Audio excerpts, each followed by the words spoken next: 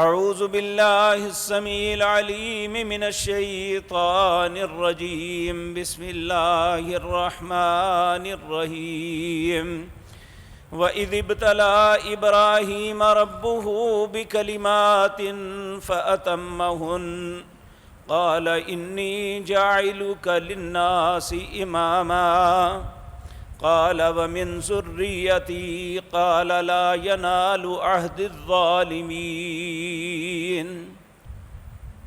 حضرات محترم، اسلامی اعتبار سے جو مہینوں کی گنتی ہے اس میں 11واں مہینہ ذوالقعدہ اپنے اختتام کی طرف بڑھ رہا ہے۔ اس کے بعد اسلامی 12واں مہینہ جسے ذی الحج کہتے ہیں چند دنوں کے بعد یہ آنے والا ہے۔ یہ وہ بابرکت اور مقدس مہینہ ہے جس کے اندر مسلمان بہت سی ایسی اللہ کی اطاعت اور فرما برداری کی مثالیں قائم کرتے ہیں کہ جن پہ خوش ہو کے اللہ ان کے لیے جنت لکھ دیتا ہے اور انہیں جہنم سے آزاد کر دیتا ہے۔ لیکن یہ بات ذہن میں رکھیں، ہم ان عبادات میں کوئی بھی کریں، اگر انسان قربانی کرتا ہے تو یاد آتی ہے کہ قربانی کس کی سنت ہے، تو نبی کریم صلی اللہ علیہ وسلم بتاتے ہیں کہ سنت ابیکم ابراہیم، یہ قربانی جو ہے میرے باپ ابراہیم علیہ السلام کی سنت ہے۔ اگر کوئی خوش نصیب حج کے لیے جاتا ہے اور اللہ کے عزت اور عظمت والے گھر بیت اللہ میں داخل ہوتا ہے، اس کا طواف کرتا ہے، تو اس کے ذہن میں یہ بات آتی ہے کہ اس عظیم گھر جس کی زیارت کے لیے آیا ہوں یہ کس نے بنایا؟ وَإِذْ يَرْفَعُ إِبْرَاهِيمُ الْقَوَاعِدَ مِنَ الْبَيْتِ وَإِسْمَاعِيلُ، اس خوبصورت گھر جس کے طواف کے لیے ہم تڑپتے ہیں اور وہاں جا کے طواف خوش نصیبی سے کرتے ہیں، اس کو بنانے والے سیدنا ابراہیم علیہ السلام تھے۔ جب طواف کر کے انسان فارغ ہوتا ہے تو اس وقت اللہ کا حکم سنتا ہے وَاتَّخِذُوا مِن مَّقَامِ إِبْرَاهِيمَ مُصَلًّى، تم ابراہیم علیہ السلام کا جو مقام ہے، جن پتھر پہ ان کے قدموں کے نشان ہے، وہاں اپنی نماز کو ادا کرو۔ پھر طواف اور یہاں سے فارغ ہو کے جب صفا اور مروہ پہ جاتا ہے تو وہاں سیدنا ابراہیم کی زوجہ سیدہ ہاجرہ کی یاد آتی ہے کہ وہ اس مقام پہ اپنے بیٹے کی بھوک اور پیاس کی وجہ سے دوڑی تھی۔ تو یہ ساری باتیں یاد رکھیں، اللہ رب العزت نے ویسے ہی عطا نہیں کر دی۔ اس آیت میں جو آپ کے سامنے آغاز میں تلاوت کی، اللہ فرماتے ہیں وَإِذِ ابْتَلَىٰ إِبْرَاهِيمَ رَبُّهُ، ابراہیم کے رب نے اسے آزمایا کچھ کلمات کے ساتھ۔ یہ بظاہر دو لفظ ہیں، لیکن جب ان آزمائشوں کا تذکرہ شروع کریں تو یقین جانیے رونگٹے کھڑے ہو جاتے ہیں کہ ایک شخصیت کو اتنی سخت آزمائشوں سے گزرنا پڑا، اور اس کے بعد پھر اللہ نے انہیں یہ منصب عطا کیا کہ اللہ نے فرمایا انی جاعلک للناس اماما، اے ابراہیم میں دنیا کی امامت کے لیے تمہیں منتخب کرتا ہوں۔ ان آزمائشوں کے بعد آپ کو امامت ملی۔ اللہ کا بھی قانون ہے اور دنیا کا بھی قانون کہ جب کسی کو بڑا منصب عطا کرنا ہو تو اسے ایک سخت آزمائش سے گزرنا پڑتا ہے، بہت سے امتحانات کو پاس کر کے وہاں تک پہنچنا پڑتا ہے۔ آپ نبی مکرم جناب محمد الرسول اللہ صلی اللہ علیہ وسلم کی ذات مطہرہ کو دیکھ لیں کہ آپ کو کن کن آزمائشوں سے گزارا گیا۔ آپ نے استقامت اختیار کی۔ جب آپ پیدا ہوئے تو پیدا ہونے سے پہلے ہی باپ کا سایہ اٹھا لیا، ابھی آپ چلنے نہیں پائے تھے، گھٹنوں چلے تھے، ماں کا سایہ اٹھا دیا۔ جب آپ تھوڑا سا شعور میں آئے، کوئی پہچان ہوئی یہ رشتے ہیں، تو دادا محترم چلے گئے، اور جب زندگی کے کربناک دور میں تھے جب لوگ آپ کی مخالفت، ہر گلی اور ہر خطے میں آپ کی مخالفت پہ آمادہ تھے، تو جو چاچا آپ کی حمایت میں ہمیشہ رہتا وہ بھی دنیا سے اٹھا لیا گیا، اور جو آپ کی زوجہ محترمہ تھی سیدہ خدیجہ رضی اللہ تعالی عنہا، اللہ رب العزت نے انہیں بھی اٹھا کے اس رفاقت کو توڑ دیا۔ کیا یہ باتیں چھوٹی سی ہیں؟ ایک ایک بات پہ انسان جو ہے ٹوٹ جاتا ہے، لیکن اللہ نے دیکھا کہ میرا بندہ میرے متعلق کیا تصور بناتا ہے۔ اگر خدا نخواستہ اللہ سب کی حفاظت فرمائے، ہم پہ چھوٹی سی آزمائش آئے ہم اللہ کے گلے شروع کر دیتے ہیں، لیکن یاد رکھیں بڑے منصب جو ملتے ہیں، اللہ جو عزت اور شرف عطا کرتا ہے وہ آزمانے کے بعد کرتا ہے۔ اللہ رب العزت نے قرآن کریم 2 مقام پہ ایک بہت خوبصورت بات کہی جو میرے اور آپ کے سمجھنے کے لیے بہت اہم ہے۔ ابراہیم علیہ السلام پہ جو آزمائشیں آئیں وہ بعد میں عرض کروں گا۔ اللہ رب العزت ایک مقام پہ فرماتے ہیں الف لام میم احسب الناس ان یترکوا ان یقولوا آمنا وهم لا یفتنون۔ کیا گمان کرتے ہو کہ تم کہو کہ میں ایماندار ہوں، تمہیں اللہ آزمائے گا نہیں؟ کہ تمہارے ایمان کو دیکھے گا نہیں کہ کیسا ایمان ہے؟ الف لام میم احسب الناس ان یترکوا ان یقولوا آمنا وهم لا یفتنون وَلَقَدْ فَتَنَّ الَّذِينَ مِنْ قَبْلِهِمْ فَلَيَعْلَمَنَّ اللَّهُ الَّذِينَ صَدَقُوا وَلَيَعْلَمَنَّ الْكَاذِبِينَ۔ اللہ فرماتے ہیں تم سے پہلے لوگ جنہوں نے ایمان کا دعویٰ کیا میں نے انہیں آزمایا تاکہ میں دیکھوں فَلَيَعْلَمَنَّ اللَّهُ الَّذِينَ صَدَقُوا وَلَيَعْلَمَنَّ الْكَاذِبِينَ، کون اپنے ایمان کے دعوے میں سچا ہے اور کون جھوٹ بول رہا ہے۔ اور ہم سب جنت کے طالب ہیں، جنت کی خواہش رکھتے ہیں، اور ہماری تمنا ہے کہ اللہ ہم سب کو جنت میں لے کے جائے۔ تو اللہ رب العزت سورۃ بقرہ اور اس کی آیت نمبر 214 میں فرماتے ہیں ام حسبتم ان تدخلوا الجنہ، کیا گمان کرتے ہو جنت میں ویسے ہی چلے جاؤ گے؟ ولما یاتیکم مثل الذین خلوا من قبلکم، اپنے سے پہلے لوگوں کی تاریخ پڑھ کے دیکھو، مستہم البأساء والضراء، انہیں سخت قسم کی تکلیفوں، اذیتوں، بھوک اور پیاس سے آزمایا گیا۔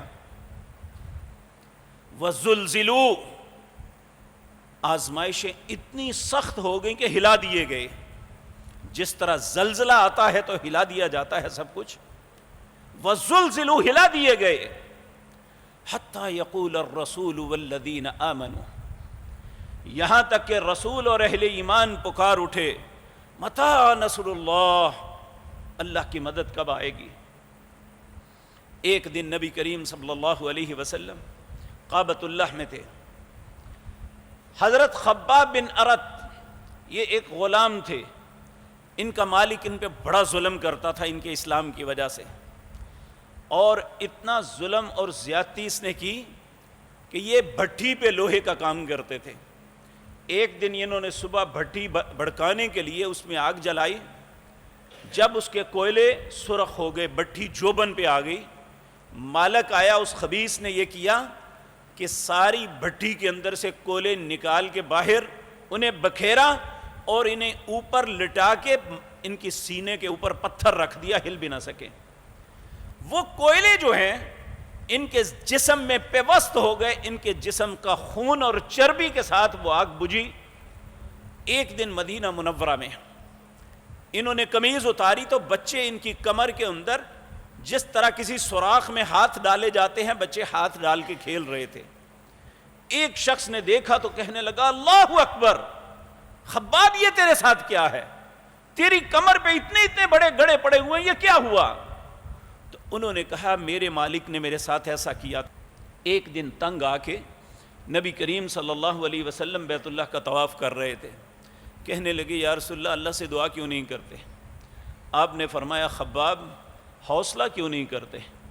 تم سے پہلے لوگ تھے جب انہوں نے ایمان کی پکار دی تو انہیں آرے پہ رکھ کے چیر دیا گیا، 2 ٹکڑے کر دیے گئے، سر سے آرا چلایا گیا، نیچے تک اس کا جسم کاٹ کے 2 ٹکڑے کر دیا گیا، لیکن ایمان کو نہیں چھوڑا۔ تم سے پہلے لوگ جنہوں نے ایمان کی، اللہ کی دعوت کو قبول کیا، ان کے جسموں کے اوپر لوہے کی کنگھیوں کے ساتھ ان کا جسم نوچ کے ہڈیوں سے الگ کر دیا گیا، لیکن ان کا ایمان متزلزل نہ ہوا۔ اور پھر آپ نے فرمایا خباب سن لو، ایک وقت آئے گا حضرموت سے ایک عورت چلے گی، حضرموت 1100 کلومیٹر دور مکہ سے، وہاں سے عورت چلے گی اور مکے میں آئے گی، اللہ کے علاوہ کسی کا خوف نہیں ہوگا، اور یہ اتنا پرامن ہوگا، یہ سارا علاقہ اللہ مسلمانوں کو فتح عطا فرما دیں گے، لیکن اس آزمائش میں گھبرانا نہیں۔ تو یہ آزمائش مسلمانوں کا مقدر ہے، اللہ اس آزمائش کی وجہ سے انہیں بلند مقام عطا کرتے ہیں۔ تو ابراہیم علیہ السلام کے متعلق بھی اللہ کہتے ہیں وَإِذِ ابْتَلَىٰ إِبْرَاهِيمَ رَبُّهُ بِكَلِمَاتٍ، ابراہیم کے رب نے انہیں کچھ کلمات کے ساتھ آزمایا، فَأَتَمَّهُنَّ، انہوں نے ہر آزمائش کو پورا کر کے دکھایا۔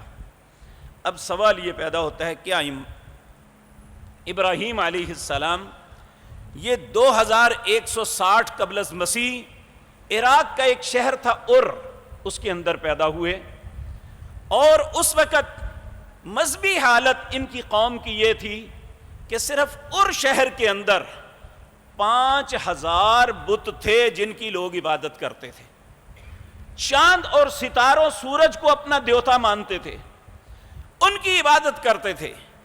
ان کا سب سے بڑا رب ننار تھا، ننار عبرانی زبان میں چاند کو کہتے ہیں، یہ چاند کو اپنا سب سے بڑا خدا سمجھتے تھے۔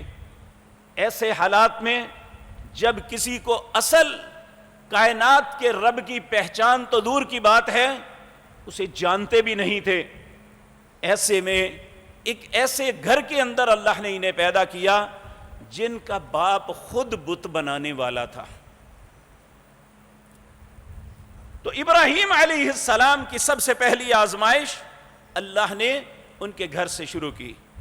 اور یہ بات میں عرض کر دوں، حضرت سعد بن ابی وقاص رضی اللہ تعالی عنہ، یہ نبی کریم کے رشتے میں ماموں تھے۔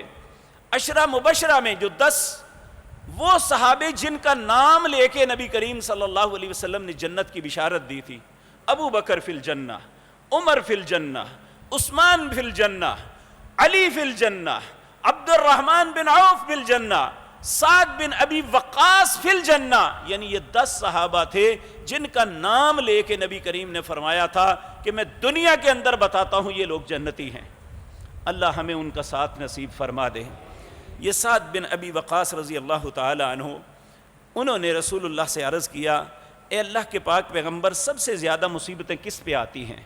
تو نبی مکرم نے فرمایا الانبیاء، اللہ سب سے سخت آزمائشیں اپنے نبیوں کی کرتا ہے، ثم الامثل فالامثل، پھر اس کے بعد جیسے جیسے انسان کا ایمان ہوتا ہے اس کے ایمان کے اعتبار سے، اس کے دین کے اعتبار سے اس کی آزمائش ہوتی ہے۔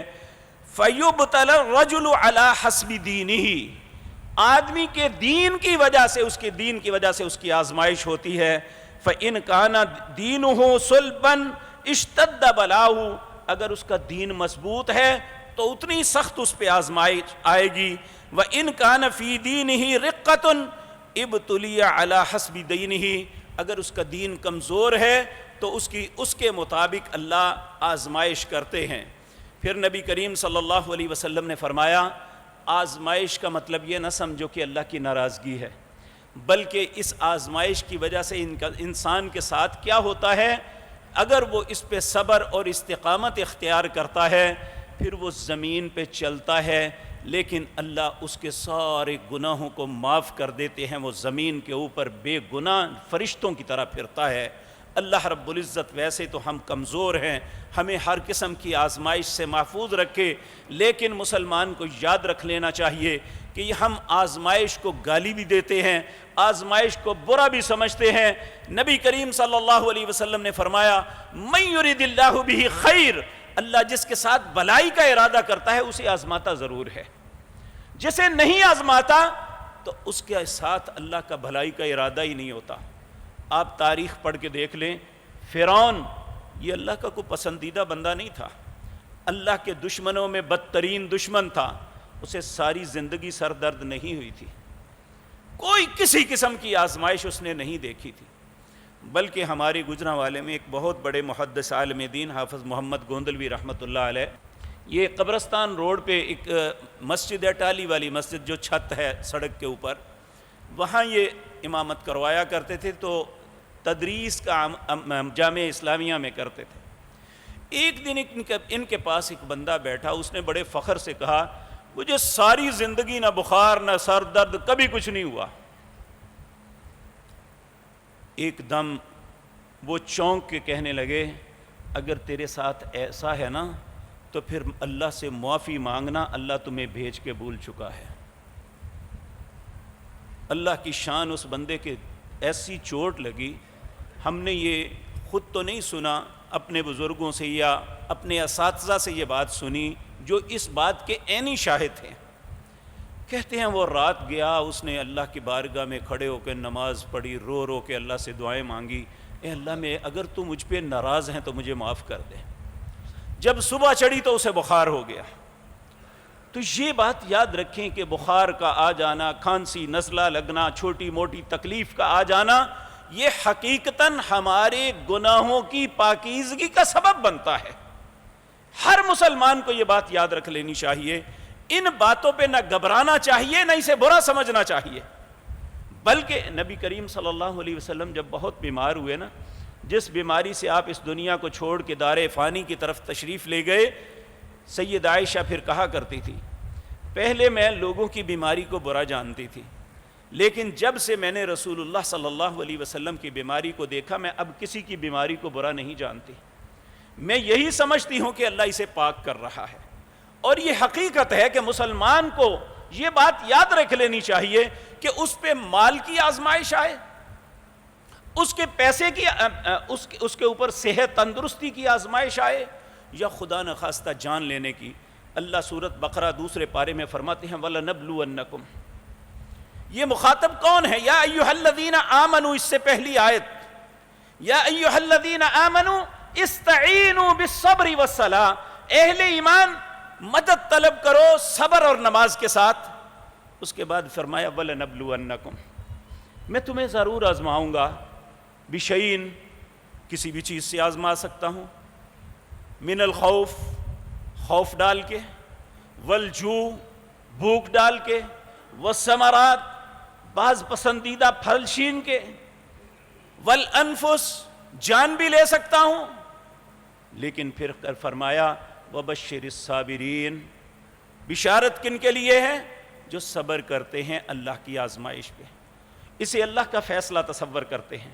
بیماری ہے یا تندرستی، اسے تندرستی کو اللہ کا انعام سمجھتے ہیں، بیماری کو اللہ کی آزمائش سمجھتے ہیں۔ اللہ نعمتیں عطا کرتا ہے تو اللہ کا شکر کرتے ہیں، اگر خدا نخواستہ تنگ دستی آتی ہے تو اللہ سے التجائیں کرتے ہیں کہ اللہ مجھے اس مصیبت سے نجات عطا فرما دے، پریشان نہیں ہوتے۔ تو میرے عزیز بھائیوں، اللہ رب العزت فرماتے ہیں میرے بندے وہ ہیں الذین اذا اصابتہم مصیبۃ، جب بھی ان پہ مصیبت آتی ہے قالوا انا للہ و انا الیہ راجعون، وہ کہتے ہیں اللہ جو کچھ تو نے لیا ہے یہ تیرا تھا، میں بھی تیرا ہوں تو مجھے بھی لے سکتا ہے۔ اللہ کہتے ہیں اولئک علیہم صلوات من ربہم ورحمہ، یہ بندہ ایسا ہے جس پہ اللہ درود بھیجتا ہے اور اللہ کی رحمتیں نازل ہوتی ہے، وَأُولَئِكَ هُمُ الْمُحْتَدُونَ، یہی ہدایت والا ہے۔ تو اس لیے میرے عزیز بھائیوں کہ اللہ رب العزت آزماتا ہے بڑا مقام دینے کے لیے۔ نبی کریم نے فرمایا جنت میں ایک مقام ہے، وہ اپنے عمل کے ذریعے انسان حاصل نہیں کر سکتا، انسان چاہے تہجد پڑھے، حج کرے، عمرے کرے، جو مرضی کرے، عمل کے ذریعے وہ عظیم مقام نہیں پا سکتا۔ کیسے پاتا ہے؟ اللہ اسے کسی آزمائش میں مبتلا کرتا ہے، اس آزمائش میں وہ پورا اترتا ہے تو اللہ اسے عظیم منصب عطا کر دیتا ہے۔ تو اس لیے مسلمان کے اوپر آزمائش کا آ جانا یہ ایسی علامت نہیں کہ اس کا رب اس پہ ناراض ہے، بلکہ اس کا رب اسے عزت والا مقام عطا کرنا چاہتا ہے۔ یہ ہر مسلمان کو بات یاد رکھ لینی چاہیے۔ تو میرے عزیز بھائیو، اللہ رب العزت نے ابراہیم علیہ السلام کی سب سے پہلی آزمائش باپ اور بیٹے کے درمیان کی۔ میں دیکھتا ہوں کہ ابراہیم یہاں استقامت اختیار کرتا ہے یا یہاں پھسل جاتا ہے، اپنے رب کی طرفداری کرتا ہے یا اپنے باپ کے ساتھ لگ جاتا ہے۔ آج اگر میں یا آپ ہوتے تو یقینی بات ہے کہ چونکہ بظاہر بیٹے کو جب وہ جوانی کی سیڑھی پہ قدم رکھتا ہے، باپ کی اشد ضرورت ہوتی ہے کہ میرا باپ میرا ساتھ دے، مجھے کوئی راس دے، میں کسی کام پہ لگ جاؤں، میری زندگی آسودہ گزر جائے۔ ایسے حالات میں باپ کے ساتھ کوئی بیٹا کلیش کرنے کی کوشش نہیں کرتا، لیکن اللہ نے باپ بیٹے کا کلیش کروایا پہلے، کہ میں دیکھتا ہوں یہ اپنے باپ کو ترجیح دیتا ہے یا رب کو۔ اور اب جب کلیش ہوا، یہاں یہ بھی بات ہمارے لیے سمجھنے کی ہے کہ باپ کے ساتھ کلیش ہے، باپ کا مذہب اور ہے، بیٹے کا عقیدہ اور ہے، بیٹے اللہ کی توحید پہ قائم ہے، باپ بت پرست ہے، اور دونوں کا زمین آسمان کا فرق ہے، دن اور رات کی جو ہے دوری ہے۔ لیکن ایسے حالات میں بیٹے نے باپ کے ساتھ بدتمیزی کا انداز نہیں اختیار کیا۔ بے شک باپ باطل پہ ہے، لیکن بیٹے نے انتہائی تمیز، انتہائی احترام کا دامن نہیں چھوڑا۔ اللہ رب العزت سورۃ مریم کے اندر یہ بات بڑے واضح طور پہ فرماتے ہیں، وَاذْكُرْ فِي الْكِتَابِ إِبْرَاهِيمَ إِنَّهُ كَانَ صِدِّيقًا نَبِيًّا إِذْ قَالَ لِأَبِيهِ يَا أَبَتِ لِمَ تَعْبُدُ مَا لَا يَسْمَعُ وَلَا يُبْصِرُ وَلَا يُغْنِي عَنْكَ شَيْئًا يَا أَبَتِ إِنِّي قَدْ جَاءَنِي مِنَ الْعِلْمِ مَا لَمْ يَأْتِكَ فَاتَّبِعْنِي أَهْدِكَ صِرَاطًا سَوِيًّا يَا أَبَتِ لَا تَعْبُدِ الشَّيْطَانَ إِنَّ الشَّيْطَانَ كَانَ لِلرَّحْمَنِ عَصِيًّا يَا أَبَتِ إِنِّي أَخَافُ أَن يَمَسَّكَ عَذَابٌ مِّنَ الرَّحْمَنِ فَتَكُونَ لِلشَّيْطَانِ وَلِيًّا۔ بڑے ہی احترام سے کہتے ہیں یا ابتی۔ اللہ پہلے تو کہتے ہیں وَاذْكُرْ فِي الْكِتَابِ إِبْرَاهِيمَ، اے میرے بندو، اے امت محمد الرسول اللہ، ذکر کرو اپنی کتاب کے اندر، نبی مکرم کو کہا جا رہا ہے ذکر کرو فی الکتابی، کتاب کے اندر ابراہیم کا، انہو کان صدیقا نبیا، وہ میرا بڑا ہی سچا نبی تھا، بہت پیارا نبی تھا۔ اللہ ان کی تعریف پھر کہتے ہیں اذ قال لابی، انہوں نے اپنے باپ سے کہا یا اباتی، اے میرے پیارے ابا جان۔ عربی میں جب یہ لفظ بولا جاتا ہے تو اس کا معنی یہی ہوتا ہے اے میرے پیارے ابا، یا اباتی، اے میرے پیارے ابا، ما لما تعبدو، آپ کن کی عبادت کر رہے ہیں، ما لا يسمع ولا يبصر، جو نہ سن سکتے ہیں نہ دیکھ سکتے ہیں، ولا یغنی عنک شیئا، نہ آپ کا کوئی نفع نقصان کر سکتے ہیں، کوئی فائدہ نہیں دے سکتے۔ اب یہ بڑی ٹھوس دلیل دی تھی۔ اب جن بتوں کو پوجتے تھے وہ دیکھتے تھے یا وہ سنتے تھے یا کسی کا نفع نقصان کرتے تھے؟ کہا ابا جان یہ کچھ نہیں کر سکتے، کیوں عبادت کرتے ہیں آپ کی ان کی؟ یا ابت لم تعبد ما لا يسمع ولا يبصر ولا یغنی عنک شیئا۔ پھر فرمایا یا ابتی، اے میرے پیارے ابا جان، انی قد جاءنی من العلم، اللہ نے جو مجھے علم عطا کیا ہے، ما لم یأتک، وہ آپ کے پاس نہیں ہے، اس لیے فاتبعنی اہدک صراطا سویا، آپ میری بات مان لیجئے، میری اتباع کیجئے، میں آپ کو سیدھے رستے پہ ڈال دوں گا۔ سیدھا رستہ کیا ہے؟ جس اللہ نے پیدا کیا، جس اللہ کی زمین پہ رہتے، جس اللہ کا دیا ہوا رزق کہتے، جس اللہ نے مختلف خاندانوں میں عزت بخشی، جس اللہ رب العزت نے ہمیں سانس لینے کے لیے سانس ہوا عطا فرمائی، جس کی ہر نعمت کو اویل کر رہے ہیں، اس کی پہچان کرا دوں میں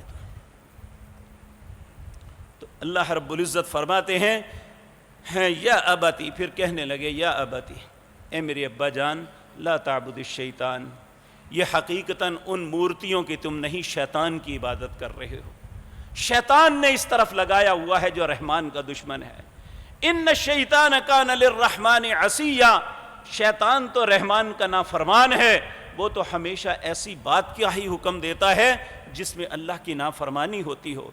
پھر فرمایا یا ابتی، اے میرے پیارے ابا جان، انی اخاف ان یمسک عذاب من الرحمن، اے میرے پیارے ابا جان، مجھے بہت زیادہ ڈر آتا ہے کہ رحمان اپنے رحم پہ غضبناک ہو کہ تم پہ عذاب نہ مسلط کر دے، فتکون للشیطان ولیا، تم شیطان کے بھائی نہ بن جاؤ، اس لیے میں تمہیں نصیحت کرتا ہوں میرے پیارے ابا، ان باتوں کو چھوڑ دو۔ اب باپ کو تو غصہ چڑھ گیا، لو میرا پتر ہو کے منو نصیحتاں کردا ہے، یہ چھوٹا ہو کے مجھے، بات چھوٹے بڑے کی نہیں ہوتی میرے بھائیوں، بات امیر غریب کی نہیں ہوتی، بات یہ نہیں کہ وہ منصب میں آپ سے جونیئر ہے، بات یہ ہے کہ اگر کوئی بات چھوٹا بھی اچھی کرتا ہے تو اس کی بات کو تسلیم کرنا چاہیے، غریب بھی اچھی کرتا ہے تو اس غریب کی بات کو سمجھنا چاہیے۔ اچھی بات کیا ہے؟ وہ اللہ اور اس کے رسول کی بات ہے، جو کرنے والا ہے آپ اس میں ہزار نقص نکال سکتے ہیں، ہوں گے، لیکن جو بات کر رہا ہے، جس کی بات کر رہا ہے، اس میں کوئی نقص نہیں ہے۔ اگر وہ اللہ رب العزت کی بات کرتا ہے تو نہ اللہ میں کوئی نقص ہے، اگر وہ رسول اللہ کی بات سناتا ہے تو رسول اللہ کی ذات مطہرہ میں بھی کوئی نقص نہیں ہے، اللہ نے انہیں صاف ستھرا بنایا ہے۔ میرے میں آپ ہزار نقص نکال سکتے ہیں، میں ایک گناہ گار انسان ہوں، مجھ سے بے شمار غلطیاں ہوئی ہیں یا آئندہ بھی ہوں گی، اللہ مجھے معاف فرما دے، لیکن یہ بات یاد رکھیں، آپ یہ مت سمجھیں کہ میں آپ سے کمتر ہوں، آپ یہ مت سمجھیں میں آپ سے غریب ہوں، لیکن آپ یہ دیکھیں کہ میں جو بات عرض کر رہا ہوں وہ سب سے بڑے ہیں، اللہ کی ذات بھی سب سے بلند و برتر ہے، ہم ساری کائنات بھی مل جائیں تو رسول اللہ کے قدموں کی خاک کے برابر بھی نہیں ہے، تو ہمیں ان کی بات ماننی چاہیے، میری طرف آپ نہ دیکھیں، آپ اللہ اور اس کے رسول کی بات کی طرف دیکھیں۔ یہی سیدنا ابراہیم نے اپنے باپ کو کہا تھا، تو باپ نے آگے یہ دیکھیں، جو اہل باطل ہیں یہ دلیل کے جواب دلیل سے نہیں دیتے بلکہ غصے میں آ جاتے ہیں۔ ابراہیم علیہ السلام کے بابا بھی غصے میں آ گئے، کہنے لگے قال اراغب انت عن آلہتی یا ابراہیم، ابراہیم میرے اور خداؤں کے درمیان سے ہٹ جا، تو یہ میرا اور میرے خداؤں کا معاملہ ہے۔ قال اراغب انت عن آلہتی یا ابراہیم لئن لم تنتہی لارجمنک واہجرنی ملیا، میں تمہیں نصیحت کرتا ہوں، اگر تو باز نہ آیا تو میں پتھر مار مار کے مار دوں گا۔ اب بیٹا دیکھیں باپ کی کتنی حیا کرتے ہوئے بات کر رہا ہے، اور باپ کے دل میں بیٹے کے لیے کوئی ترس نہیں، کہتا ہے اگر تم میرے عقیدے پہ زد مارے گا تو میں تمہیں پتھر مار مار کے مار دوں گا۔ اب اس کے مقابلے میں پھر ابراہیم، یہ اہل حق کا نشانی ہے، وہ جذباتی نہیں ہوتے بلکہ بڑے اطمینان اور پیار سے کہنے لگے ابا جی آپ کے ساتھ جھگڑا کوئی نہیں۔ قال سلام علیک ساستغفر لک ربی انہ کان بی حفیہ، اچھا بابا السلام علیکم، میں تیرے لیے اللہ سے دعا کروں گا، اللہ تمہیں ہدایت نصیب فرما دے۔ قال سلام علیک ساستغفر لک ربی انہ کان بی حفیہ وَأَعْتَذِلُكُمْ وَمَا تَدْعُونَ مِن دُونِ اللَّهِ وَعَدُوا رَبِّي عَسَىٰ أَلَّا أَكُونَ بِدُعَاءِ رَبِّي شَقِيًّا، میں تیرے لیے دعا کروں گا اور مجھے امید ہے میرا رب میری دعا کو رد نہیں کرے گا۔ لیکن یہ بات یاد رکھیں کہ جب اس نے کفر کو نہیں نہ چھوڑا تھا، پھر اللہ نے ابراہیم کی دعا کو قبول نہیں کیا تھا بلکہ منع کر دیا تھا، کہا تھا وَمَا كَانَ اسْتِغْفَارُ إِبْرَاهِيمَ لِأَبِيهِ، ابراہیم نے اپنے باپ کے لیے جو استغفار کی تھی وہ ایک وعدے کے سبب تھی. وما كان استغفار ابراہیم لابیہ الا عن موعدۃ وعدها ایاہ، انہوں نے وعدہ کیا تھا وہ پورا کیا. تو جب انہیں پتہ چل گیا کہ میرا باپ اللہ کا دشمن ہے تو انہوں نے دعا سے بھی بیزاری کا اظہار کر دیا کہ میں اب باپ کے لیے دعا بھی نہیں کروں گا. تو اس لیے میرے عزیز بھائیو یہ پہلی آزمائش تھی. اللہ نے بیٹے کو باپ کے سامنے کھڑا کر کے آزمایا کہ بیٹا باپ کے مذہب پہ چلتا ہے یا اللہ کی بات مانتا ہے. آج بہت سے لوگ اپنے غلط رویے کو اس لیے نہیں چھوڑتے، کہتے ہیں انا وجدنا آباءنا، ہم نے اپنے باپ دادا کو اسی طرح پایا اس لیے اسی طرح کریں گے. کیا ہمارے باپ دادا پاگل تھے؟ تو اللہ رب العزت کہتے ہیں وَلَوْ كَانَ آبَاؤُهُمْ لَا يَعْقِلُونَ شَيْئًا وَلَا يَهْتَدُونَ، اگر تمہارے ماں باپ بے عقل تھے، بے وقوف تھے، کیا تم بھی وہی رستہ اپناؤ گے؟ پہلی آزمائش.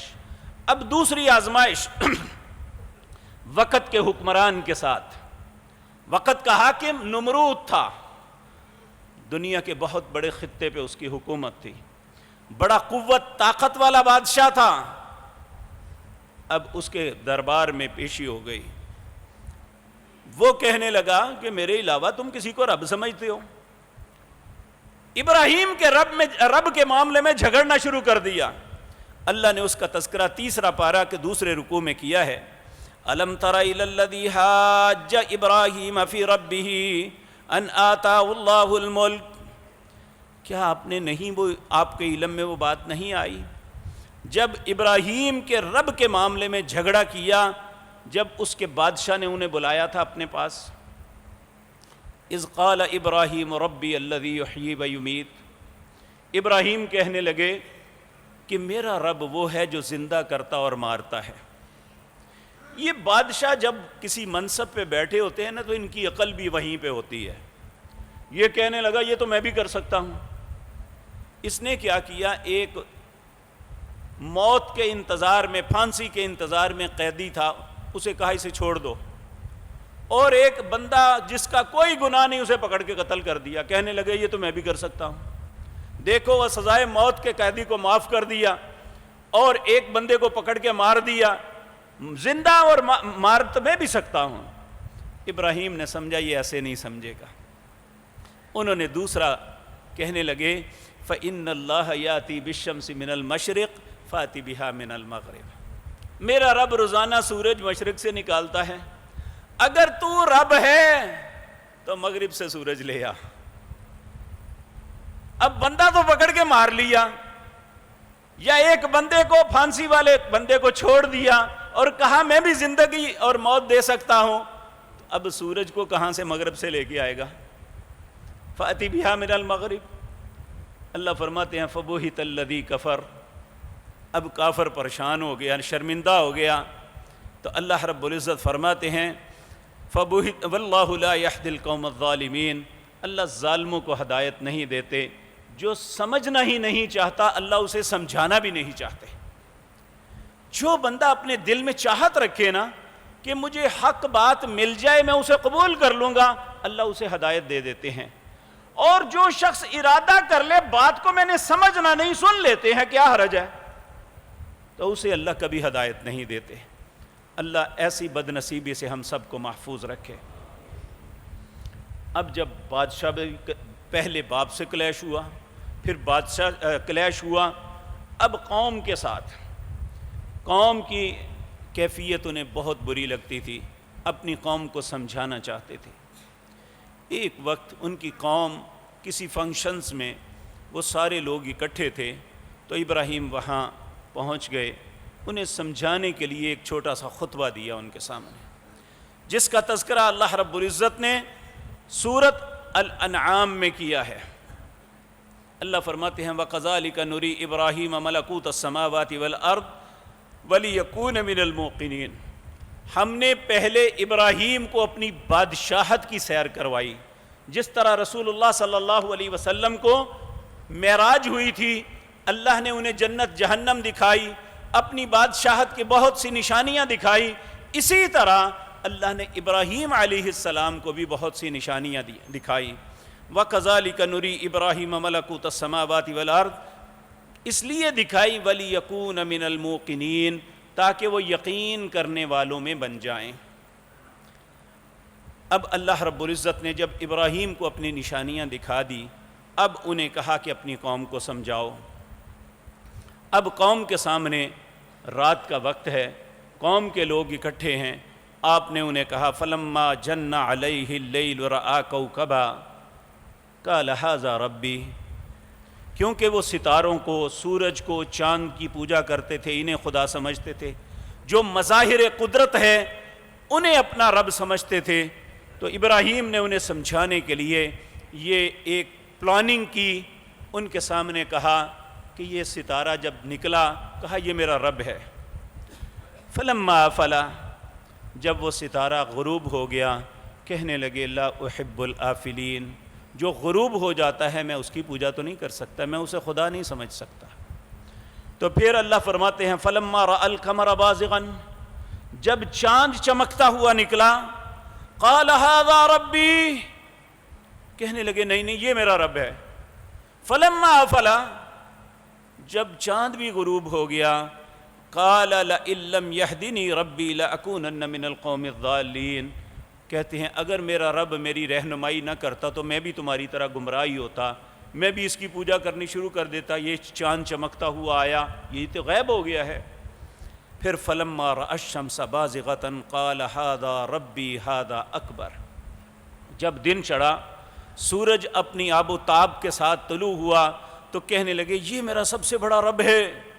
فلما افلت، جب وہ بھی شام کو غروب ہو گیا، قال ابراہیم کہنے لگے یا قوم انی بریء مما تشرکون، اے میری قوم کے لوگوں، جس بات پہ تم شرک کرتے ہو میں اس سے بریت کا اظہار کرتا ہوں، جنہیں اللہ کا شریک بنا رہے ہو کہ یہ خدا ہے، میں اس سے بیزاری کا اظہار کرتا ہوں۔ انی وجہت وجہی للذی فطر السماوات والارض حنیفا وما انا من المشرکین، میں اپنے چہرے کو متوجہ کر رہا ہوں اس ذات کے سامنے جس نے زمین و آسمان کو بنایا، حنیفاً، میں اسی کے لیے یکتا ہوں، میں ادھر ادھر نہیں دیکھتا، حنیفاً مسلماً، میں اسی کا فرما بردار ہوں، وما انا من المشرکین، میں مشرکوں میں سے نہیں ہوں۔ وحاجہ قوم، ان کی قوم کے لوگوں نے جھگڑنا شروع کر دیا۔ قال، ابراہیم فرمانے لگے اتحاجونی فی اللہ، تم اللہ کے معاملے میں میرے ساتھ جھگڑتے ہو، وقد ہدان، جبکہ اس نے مجھے ہدایت عطا فرمائی۔ اور ہمیشہ مشرک کہتے ہیں تمہیں یہ جلا کے راکھ کر دے گا، تمہارا رزق بند کر دے گا، تمہارا فلاں کام کر دے گا، تمہاری شکل بگاڑ دے گا۔ تو ابراہیم علیہ السلام نے کہا ولا اخاف ما تشرکون به الا ان یشاء ربی، میں ہرگز نہیں ڈرتا جنہیں تم شریک بنا رہے ہو، یہ جو میرا رب چاہتا ہے صرف وہ ہوتا ہے۔ وسع ربی کل شیء علما، میرا رب کا علم ہر چیز پہ وسیع ہے۔ افلا تتذکرون، تم کیوں نہیں نصیحت حاصل کرتے؟ وکیف اخاف ما اشرکتم، میں کیوں ڈروں ان سے جنہیں تم شریک بنا رہے ہو، کہ ان سے ڈرو یہ تمہارا یہ کر دیں گے، تمہارا رزق بند کر دیں گے، یہ کر دیں گے، جبکہ ولا تخافون انکم اشرکتم باللہ، تمہیں اس بات پہ خوف ہی نہیں آتا کہ تم اللہ کے شریک بنا رہے ہو۔ اگر تم اللہ سے نہیں ڈرتے تو میں تمہارے ان کے بتوں سے کیوں ڈروں؟ ما لم ينزل به علیکم سلطان، اللہ کہتے ہیں ان کے پاس اس بات کی کوئی دلیل نہیں تھی، اس بات کا کوئی جواب نہیں تھا۔ پھر اللہ فرماتے ہیں فَأَيُّ الْفَرِيقَيْنِ أَحَقُّ بِالْأَمْنِ إِن كُنتُمْ تَعْلَمُونَ، اب بتاؤ دونوں فریقوں میں کون زیادہ باامن ہے، بتوں کو پوجنے والے یا اللہ کی عبادت کرنے والے؟ اگر تم جانتے ہو الذین آمنوا، وہ لوگ جو ایمان لائے، ولم یلبسوا ایمانہم، انہوں نے اپنے ایمان کے اندر ظلم کو خلط ملط نہیں کیا، یعنی شرک نہیں کیا، اولئک لہم الامن وہم مہتدون، وہی دنیا اور آخرت میں امن میں ہوں گے اور وہی ہدایت یافتہ ہیں۔ نبی مکرم صلی اللہ علیہ وسلم نے فرمایا من مات لا تشرک باللہ شیئا دخل الجنہ، جو شخص اس حالت میں مرا کہ اس نے اللہ کے ساتھ کبھی کسی کو شریک نہیں بنایا، اللہ کا وعدہ ہے وہ ضرور جنت میں جائے گا۔ اللہ ہمیں بھی توحید پہ زندہ رکھے، اسی پہ موت نصیب فرمائے۔ پھر اسی طرح ابراہیم علیہ السلام نے جب پیار سے انہیں یہ بات سمجھائی نا کہ یہ ستارہ، چاند، سورج یہ رب نہیں ہو سکتے اور یہ بت کیسے ہو سکتے ہیں، جب قوم کے لوگوں نے یہ بات نہ سنی تو ابراہیم علیہ السلام نے ایک تدبیر سوچی، جب یہ کسی تہوار پہ جائیں گے نا تو ان کے معبد میں جتنے بت پڑے ہوئے ہیں میں توڑ دوں گا۔ اور انہوں نے پھر ایسا ہی کیا کہ جب یہ اپنے ایک تہوار میں باہر میلوں پہ گئے ہوئے تھے تو ابراہیم علیہ السلام نے سب بتوں کو توڑ کے جو سب سے بڑا ان کا بت تھا ننار، اس کے کندھے پہ کلہاڑا رکھ دیا۔ جب یہ واپس پلٹے آ کے دیکھا کہ ان کے معبد خانے میں سارے بت ٹوٹ پھوٹ کا شکار ہیں اور بڑے بت کے اوپر کلہاڑا پڑا ہوا ہے، تو کہنے لگے ہمارے خداؤں کے ساتھ یہ کس نے کیا؟ پھر ایک کہنے لگا وہ ابراہیم ایک نوجوان ہے، وہ ان کے بارے میں بات کرتا تھا۔ کہنے لگے اسے لے کے آؤ۔ جب لایا گیا انہیں کہنے لگے اَأَنْتَ فَعَلْتَ هَذَا بِآلِهَتِنَا یا ابراہیم، یہ ہمارے خداؤں کے ساتھ تم نے یہ کیا ہے؟ قَالَ بَلْ فَعَلَهُ كَبِيرُهُمْ، ابراہیم علیہ السلام سمجھانے کے لیے کہا یہ کلہاڑا تو بڑے کے کندھے پہ پڑا ہوا ہے، اس سے پوچھو۔ قَالَ بَلْ فَعَلَهُ كَبِيرُهُمْ هَذَا فَاسْأَلُوهُمْ إِنْ كَانُوا يَنْطِقُونَ، اس سے سوال کرو اگر یہ بول سکتا ہے تو۔ فَرَجَعُوا إِلَىٰ أَنفُسِهِمْ، اللہ کہتے ہیں وہ اپنے اندر شرمندے ہو گئے۔ فَقَالُوا، کہنے لگے اِنَّكُمْ أَنْتُمُ الظَّالِمُونَ، اور ظالمو یہ تو بولتے ہی نہیں ہے، تم کس بات پہ سوچ رہے ہو؟ پھر ایک دم کہنے لگے، اب اس کے سامنے ہار کے ثُمَّ نُكِسُوا عَلَىٰ رُؤُوسِهِمْ، پھر اپنا سر اٹھایا، لَقَدْ عَلِمْتَ مَا هَؤُلَاءِ يَنْطِقُونَ، کہنے لگے تو جانتا ہے یہ نہیں بول سکتے۔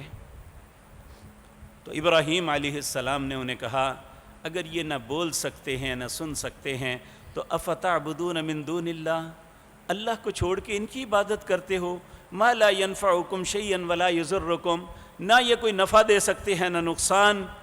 اف لکم ولما تعبدون من دون اللہ، افسوس ہے تم پر بھی اور جن کی تم عبادت کرتے ہو، افلا تعقلون، کیوں نہیں سمجھتے؟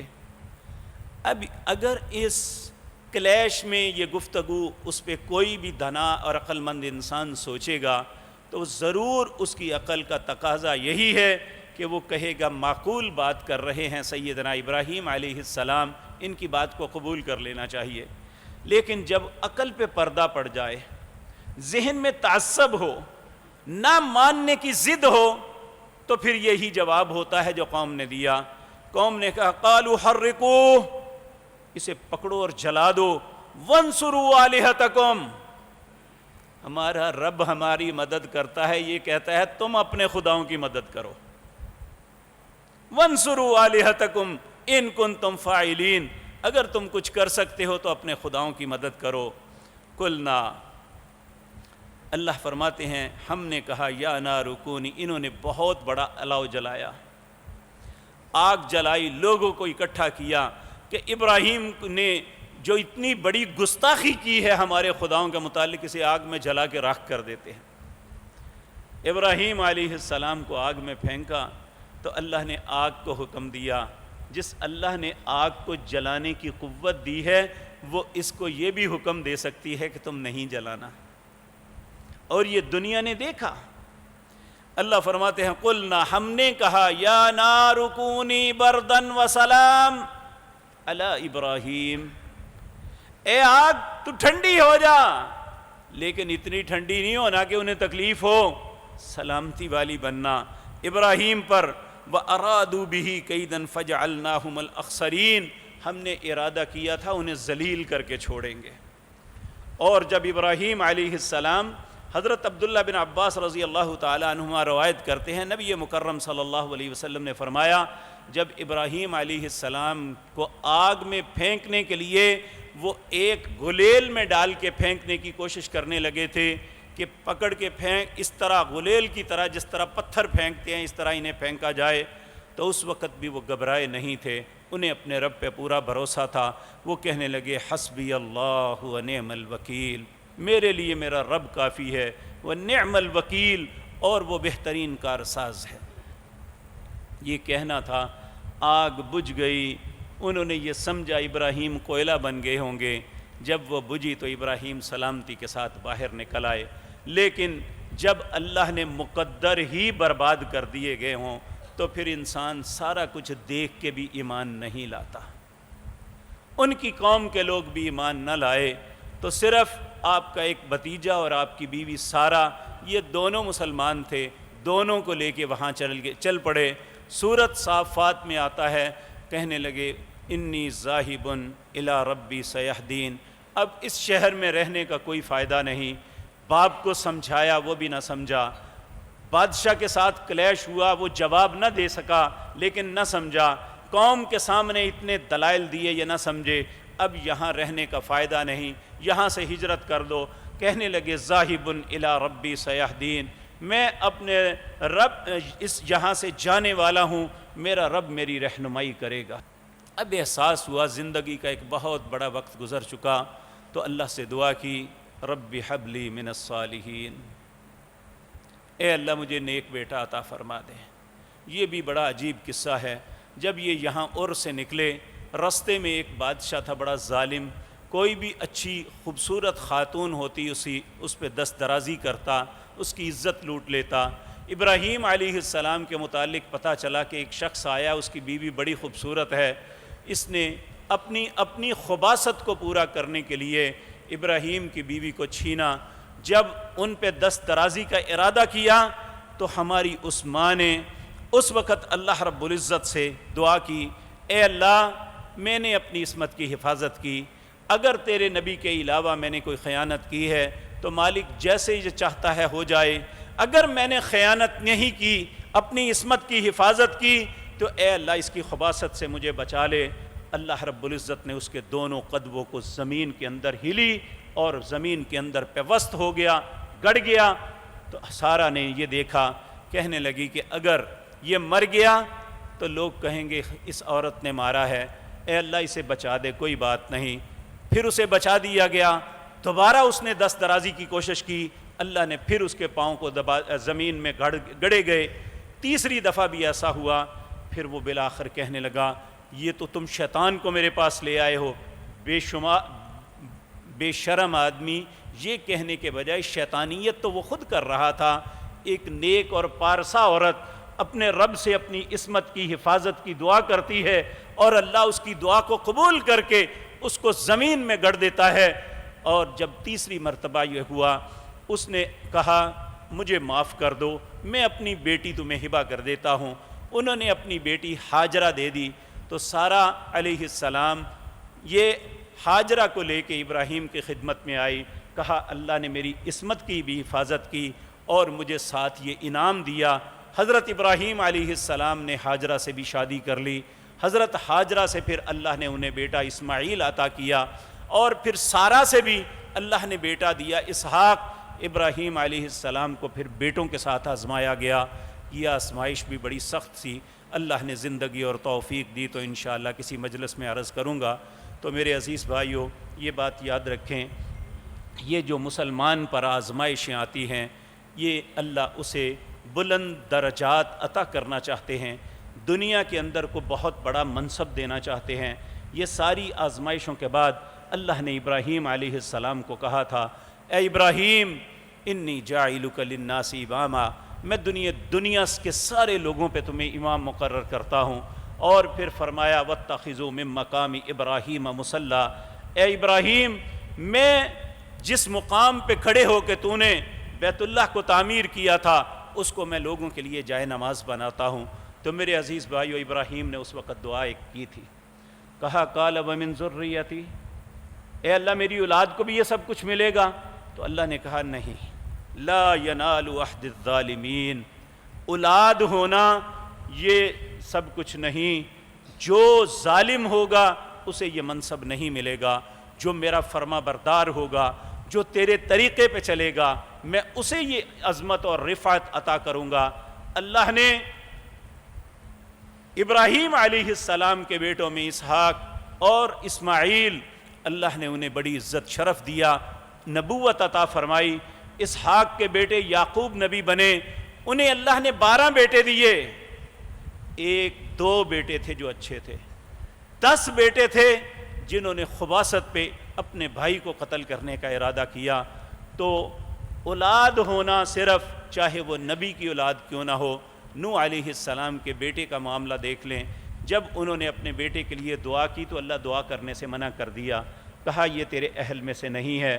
تو اس لیے میرے پیارے بھائیوں، ہم مسلمان ہیں، مسلمان ہونے کے ناطے یہ انبیاء 2 نبی ایسے ہیں جن کو اسوہ حسنہ قرار دیا، ایک جناب محمد الرسول اللہ اور دوسرا لقد کان لکم فیہم اسوۃ حسنۃ فی ابراہیم، تمہارے لیے ابراہیم بھی اسوہ حسنہ ہے، ان کی زندگی ایک نمونہ ہے۔ اگر ان پہ اتنی سخت آزمائشیں آئیں، ان آزمائشوں میں وہ پورے اترے، اللہ کے ایک برگزیدہ بندے بنے، دنیا کے امام بنے۔ اللہ ہمیں بھی ان کے قدموں پہ چلنے کی توفیق عطا فرمائے۔ اقول قولی